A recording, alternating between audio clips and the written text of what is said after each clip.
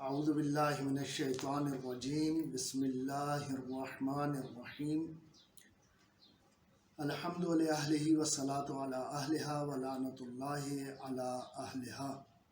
اما بعد فقد قال اللہ تبارک و تعالی فی کلامہ المجید وفرقانہ الحمید وقولہ الحق وہو اصدق الصادقین بسم اللہ الرحمن الرحیم یا ایھا الذین آمنوا کتب علیکم الصیام کما کتب علی الذین من قبلکم لعلکم تتقون۔ ناظرین محترم، آپ کی خدمت میں اس آیہ مبارکہ کے حوالے سے عرض کیا تھا کہ خداوند متعال نے 3 قسم کی اصطلاحات سے ہمیں نوازا ہے۔ ایک اسلام ہے، دوسرا مومن ہے اور تیسرا متقی۔ اور تینوں کے حوالے سے آپ کی خدمت میں ذکر کیا تھا کہ یہ باقاعدہ ایک درجہ بندی ہے کہ جس درجہ بندی کی ابتدا اسلام سے ہوتی ہے، پھر اس کے بعد دوسرے درجے پہ مومن ہے اور تیسرے درجے پر جا کر متقی ہے، یا یوں کہیں کہ پہلے درجے پر مسلمان، دوسرے درجے پر مومن اور تیسرے درجے پر متقی ہے۔ ابھی ان تینوں اصطلاحات کے حوالے سے آپ کی خدمت میں عرض کروں گا کہ جیسا کہ میں نے آپ کی خدمت میں عرض کیا تھا کہ جو شخص بھی اپنی زبان سے اقرار کر لیتا ہے کلمہ طیبہ کا اور کہہ دیتا ہے کہ لا الہ الا اللہ محمد الرسول اللہ، جیسے ہی وہ یہ الفاظ ادا کرتا ہے، وہ الفاظ ادا کرتے ساتھ ہی دائرہ اسلام میں داخل ہو جاتا ہے اور کفر اور نجاست سے وہ دور ہو جاتا ہے اور پاکی اور پاکیزگی کی طرف آ جاتا ہے، اور اس شخص کو ہم مسلمان کہیں گے۔ جیسا کہ قرآن مجید میں سورہ حجرات میں ذکر کیا گیا ہے کہ قالت الاعراب آمنا، کہ یہ عرب رسول خدا صلی اللہ علیہ وآلہ وسلم سے کہتے تھے کہ ہم ایمان لے آئے ہیں،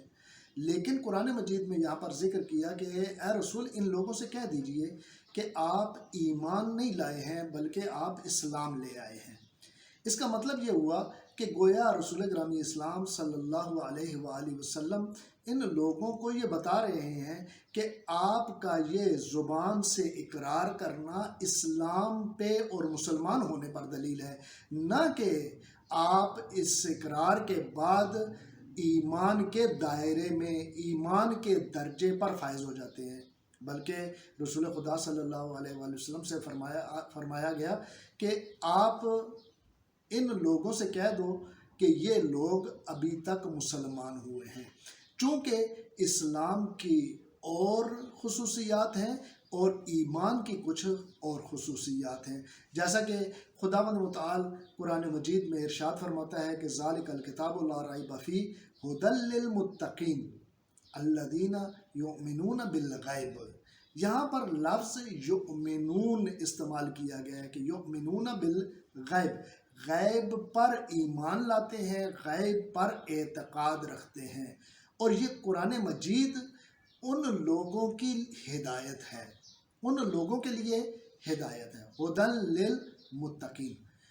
ایسے متقین کے لیے ہدایت ہے کہ جو ایمان لے آئے۔ ایمان لانے کا مطلب خود بخود قرآن مجید نے یہاں پر واضح کیا ہے، اور ایمان کا مطلب کیا ہوا؟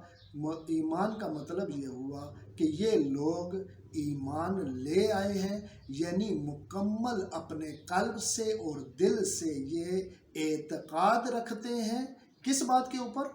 یؤمنون بالغیب، غیب کے اوپر ایمان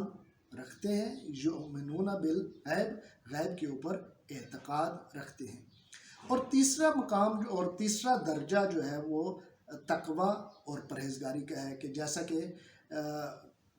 ہم نے آپ کی خدمت میں عرض کیا کہ جب اس کے تقوی کے معنی کرتے ہیں تو تقوی کا جو معنی کیا گیا ہے اعمال صالحہ کو انجام دینا، خداوند متعال سے ڈرنا، یہ بھی باقاعدہ تقوی کا ایک معنی کیا گیا ہے کہ خداوند متعال سے ڈرنا، خوف کھانا اور اعمال صالحہ کو انجام دینا۔ بس یہ متقی کا جو معنی کیا گیا ہے، یہاں پر اس متقی کا معنی کرنے کی وجہ سے اسلام اور ہو جاتا ہے، ایمان اور متقی یا تقوی اور ہو جاتا ہے۔ جیسا کہ میں نے ابتدا میں عرض کیا تھا کہ جب ہم ایمان اور تقوی میں آپس میں فرق کرتے ہیں تو اس فرق پر پہنچتے ہیں کہ ہر شخص جو بھی متقی ہے وہ مومن بھی ہے، لیکن جو شخص مومن ہے وہ ضروری نہیں کہ متقی بھی ہو۔ لہٰذا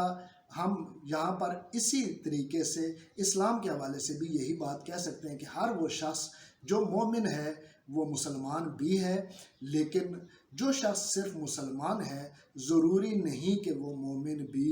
ہو۔ لہٰذا اب یہ تین اصطلاحیں جو ہمارے سامنے آ گئی ہیں، ایک اسلام کی اصطلاح، ایک ایمان کی اصطلاح اور ایک تقوی کی اصطلاح۔